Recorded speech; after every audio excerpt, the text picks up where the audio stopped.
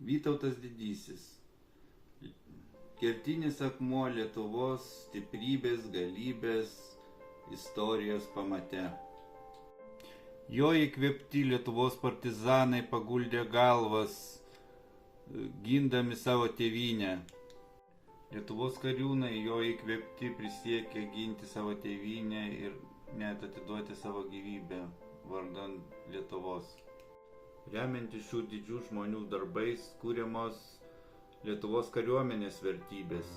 Jaunąją kartą turėtų įkvėpti senųjų karžygių pasiekimai.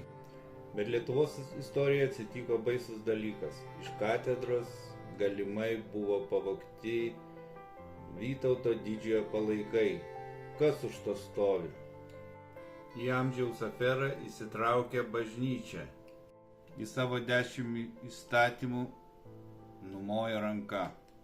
Tai 10 Dievo įsakymų, iš kurių bent jau 5 pamiršo tie šventi žmonės, kurie įsivėlė į šitą aferą. Kodėl galimai jie tai padarė, aš matau 3 pagrindinės priežastis. Pirma pagrindinė priežastis – Vytautas Didysis buvo pagonis. Antra svari priežastis jo nemėgti – pergalė Žalgirio mūšyje, kuriame visiškai sunaikintas Teutonų ordinas. Ir trečia priežastis, mano manimu, Lenkijos prijungimas prie Lietuvos. O net atvirkščiai, nes visi valdovai palaidoti Lietuvoje, vadinasi, Lietuva grojo pirmais smuikais.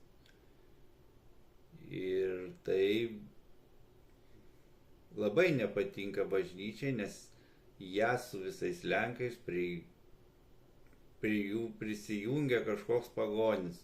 Tai labai kirta per savimeilę. Mano manimu, tai čia irgi svari priežastis. Taigi krikščionybės ir pagonybės kova vis dar tęsiasi. Istorikai ir politikai matomai labai bijo, kad ir jiems taip nutiks kaip šitiems pagonims. Ačiū už dėmesį.